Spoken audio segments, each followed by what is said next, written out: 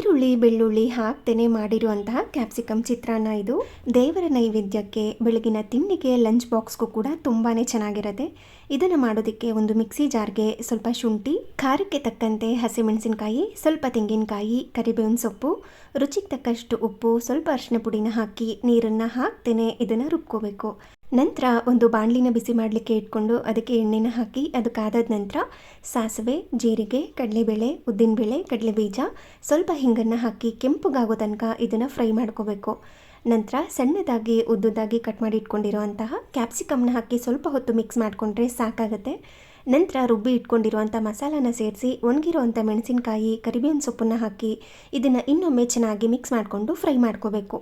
ಹಸಿ ಶುಂಠಿ ವಾಸನೆ ಎಲ್ಲ ಹೋಗಬೇಕು, ಅಲ್ಲಿ ತನಕ ಇದನ್ನು ಫ್ರೈ ಮಾಡಿ ಕೊನೆಯಲ್ಲಿ ಸ್ವಲ್ಪ ನಿಂಬೆಹಣ್ಣಿನ ರಸ, ಕೊತ್ತಂಬರಿ ಸೊಪ್ಪನ್ನು ಹಾಕಿ ಮಿಕ್ಸ್ ಮಾಡಿಕೊಂಡು ಅನ್ನ ಜೊತೆ ಕಲಿಸ್ಕೊಂಡ್ರೆ ಟೇಸ್ಟಿ ಆಗಿರುವಂಥ ಕ್ಯಾಪ್ಸಿಕಮ್ ಚಿತ್ರಾನ್ನ ರೆಡಿ.